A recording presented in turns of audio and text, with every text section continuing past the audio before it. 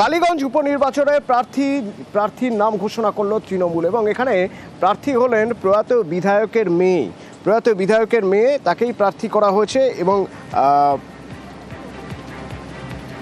আমার সঙ্গে সোমরাজ, মাফ করবেন, আমার সঙ্গে আবির রয়েছে। আবিরের সঙ্গে একবার কথা বলবো। আবির, এই যে প্রয়াত বিধায়ক নাসিরউদ্দিন আহমেদের মেয়েকে প্রার্থী করা হয়েছে কালীগঞ্জ উপনির্বাচনে, তো তার পিছনে কারণ কি?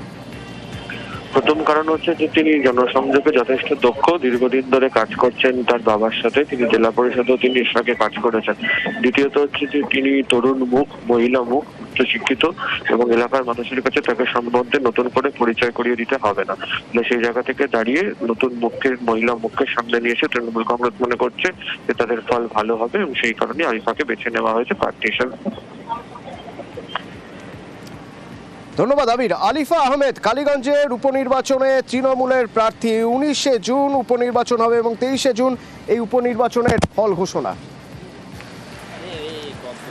আসন্ন কালীগঞ্জ বিধানসভা যে উপনির্বাচন হবে, সর্বভারতীয় তৃণমূল কংগ্রেসের পক্ষ থেকে মমতা বন্দ্যোপাধ্যায়ের নির্দেশে আলিফা আহমেদ এই উপনির্বাচনে লড়বেন।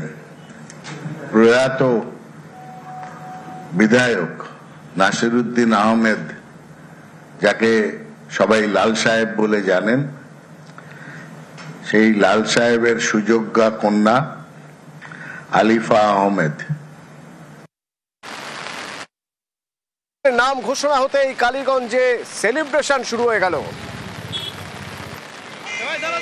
কালীগঞ্জ উপনির্বাচনে তৃণমূলের প্রার্থী আলিফা আহমেদ।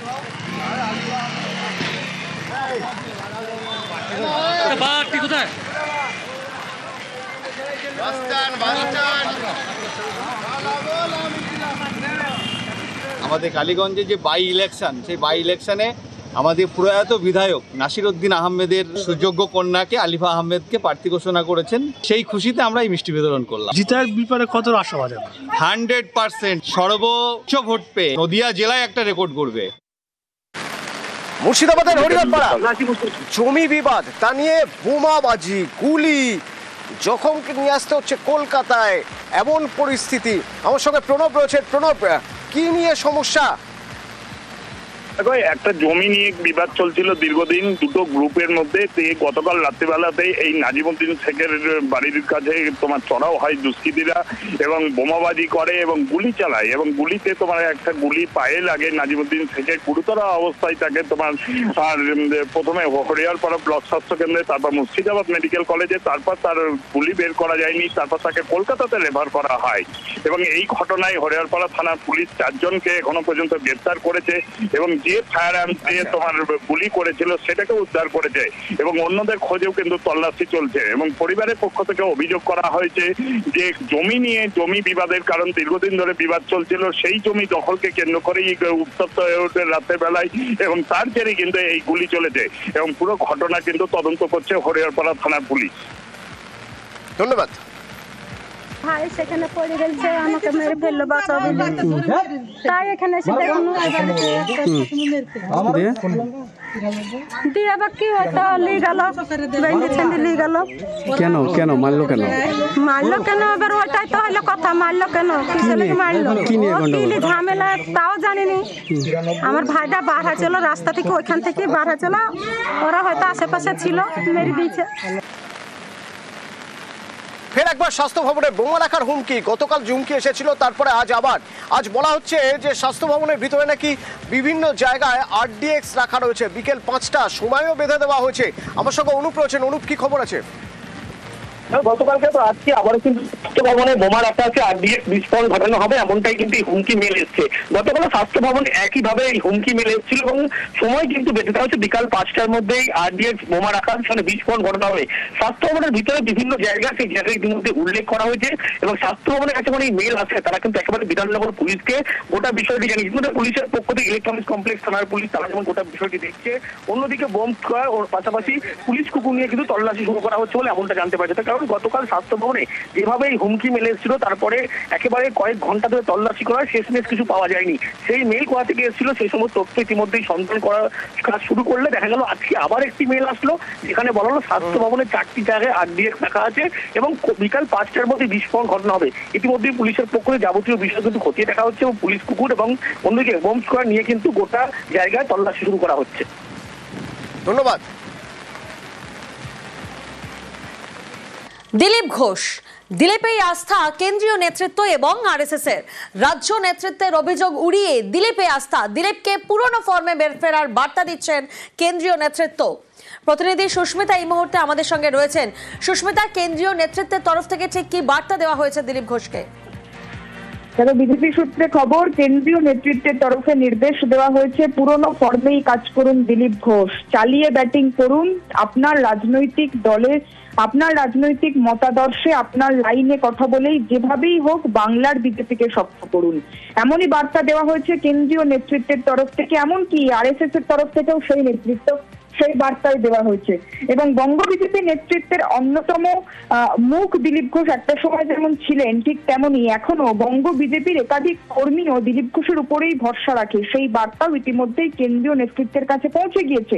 শুধু তাই নয়, আগামী জুনেই আসতে চলেছেন অমিত শাহ। অমিত শাহের বঙ্গ সফরেই স্বরাষ্ট্রমন্ত্রীর উপস্থিতিতে হতে চলেছে রাজ্য কোর কমিটির বৈঠক এবং রাজ্য কোর কমিটির অন্যতম সদস্য দিলীপ ঘোষ, তিনি সেই কোর কমিটির বৈঠকে ডাক পান কিনা সেটা যেমন এই মুহূর্তে দেখার। আরো একটি উল্লেখযোগ্য বিষয়, রাজ্য সভাপতি নির্বাচনের ক্ষেত্রে একাধিক প্রশ্ন, একাধিক নাম ঘুরছে এবং গোপন সূত্র মারফত খবর BL সন্তোষ, অমিত শাহ এবং RSS এর উচ্চ নেতৃত্বের বৈঠক হয়েছে রাজ্য সভাপতি ঘোষণা নিয়ে। রাজ্য সভাপতি শুধু এ রাজ্যের নয়, বিভিন্ন রাজ্যের রাজ্য সভাপতি ঘোষণা নিয়েও বৈঠক হয়েছে এবং সেখানে কেন্দ্রীয় নেতৃত্ব মারফত দিলীপ ঘোষের সঙ্গে যোগাযোগ করা হয়েছে, এ খবরও উঠে আসছে। সুতরাং এখান থেকেই প্রশ্ন আবারও যে রাজ্য নেতৃত্বের তরফ থেকে একাধিক অভিযোগ যাওয়ার পরেও সেই অভিযোগ উড়িয়ে কি দিলীপকেই ভরসা রাখছে কেন্দ্র এবং RSS? সুস্মিতা, দিলীপ ঘোষের আস্থা রাখছে শীর্ষ নেতৃত্ব, কিন্তু দিলীপ কি আগের ফর্মে আছেন? এ যেন অন্য এক দিলীপ, সুর নরম, চেনা ঝাঁঝো উধাও। দাবাং দিলীপ এখন অনেক নরম, বিতর্কে থাকলেও আক্রমণে নেই।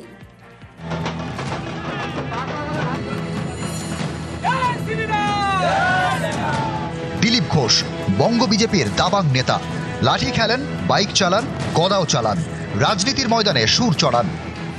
আমি খড়গপুরে দাঁড়িয়ে বলে দিচ্ছি, এই ধরনের বেয়াদবি করতে আসে কেউ যে পার্টির, তাকে বাড়ি থেকে টেনে নিয়ে রাস্তায় পিটবো, সে যত বড় নেতা। আর যদি TMC মনে করে এই রাজনীতি খড়গপুরে শুরু করবে, কাল থেকে শুরু করছি, বাড়ি থেকে ঢুকে মারবো না, বাড়ি থেকে টেনে নিয়ে রাস্তায় মারবো। এই দিলীপ ঘোষ এখন যেন অন্যরকম। বিরোধী দলের নেতা হোক বা নিজের দলের, কাউকেই ছেড়ে কথা বলতেন না। সেই দিলীপ ঘোষের গলায় এখন নরম সুর। জেলায় জেলায় যান, টাকা তুলছে এবং মার খাচ্ছে, যারা বিরোধিতা করছে তারাও মার খাচ্ছে। দিলীপ ঘোষের কোনো ভূমিকা ঠিকই তো, যাদের দায়িত্ব আছে তারাই করছে, তাদেরই ভূমিকা আছে। বঙ্গ বিজেপির প্রাক্তন রাজ্য সভাপতি দিলীপ ঘোষ, খড়গপুর সদরের প্রাক্তন বিধায়ক, মেদিনীপুরের প্রাক্তন সাংসদ। গত মাসে তিনি বিয়ে করেন, তারপর সস্ত্রীক দীঘায় জগন্নাথ মন্দিরে উদ্বোধনে যান। এতেই বঙ্গ বিজেপির অনেকে তাঁর প্রতি অসন্তুষ্ট হন, কেউ কেউ তাঁর সঙ্গে দূরত্ব বাড়িয়েছেন বলে শোনা যায় বঙ্গ বিজেপির অন্দরে। এই পরিস্থিতিতে রবিবার পশ্চিম মেদিনীপুরের বেলদা এবং দাঁতনে দলীয় কর্মসূচিতে ছিলেন দিলীপ। অপারেশন সিঁদুরের সাফল্যে তিরঙ্গা যাত্রায় জেলা বিজেপির নেতাদের দেখা যায়নি। বিভিন্ন বিধানসভাতে প্রোগ্রাম হচ্ছে আজকে, আমি নিজে এগরা বিধানসভাতে ছিলাম। নেতৃত্বটা বিভিন্ন ভাবে থাকবে, আমাদের কোনো বিভেদ নেই, সব ঠিক আছে। প্রত্যেক বিধানসভাতে কার্যক্রম হচ্ছে, কোথাও না কোথাও কোনো না কোনো নেতাকে থাকতে হবে। আজকে যে মিছিল হয়েছে সেই বিষয়ে কোনো সূচনা আমাদের কাছে ছিল না। আমার কাছে যা খবর আছে, আমাকে সহ এরকম আরো অনেক নেতৃত্ব আছেন যাদেরকে কোনো খবরই দেওয়া হয়নি এই মিছিল সম্পর্কে। কারণ জেলা সভাপতি বলতে পারবেন, যখন যা নির্দেশ আসে সিস্টেম ওয়াইজ দলের যে গঠনতন্ত্র, সেই মতো যা নির্দেশ আমাদের কাছে পৌঁছায় সেই মতো আমরা কাজ করি। জেলা সভাপতি এগরাই ছিল, আমি যতদূর জানি জেলার নেতাদেরকে জেলার থেকেই বলা হয়েছে বিভিন্ন, কাল 5 জায়গায় র্যালি ছিল, তারা গেছেন। যুক্তি রয়েছে, কিন্তু কোথাও যেন সেই জোর নেই, দিলীপ ঘোষের সেই মেজাজ নেই। যারা লেজ গুটিয়ে বাড়িতে বসে থাকে বোর আঁচলের তলায়, তারা আমাকে সার্টিফিকেট দিচ্ছে, আর দিলীপ ঘোষ এই মেজাজে রাজনীতি করবো, যতদিন করবো রাজনীতি ছেড়ে দেবো, মেজাজ ছাড়বো না বলে দিচ্ছে। গত মার্চে খড়গপুরে দেখা গিয়েছিল দিলীপ ঘোষের মেজাজ।